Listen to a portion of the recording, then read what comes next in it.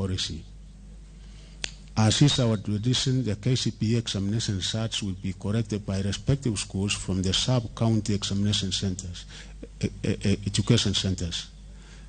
Candidates should therefore correct their results from their respective examination centers. Individual candidates' results can also be accessed by sending a candidate's index number followed by the initials KCPE through a short message service SMS to 20076. 20076. The candidate's index number plus the initials KCPE and then the number 20076. This service will be available immediately after this event.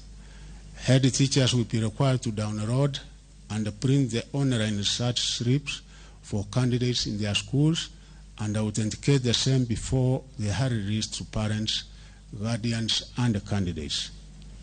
It is now my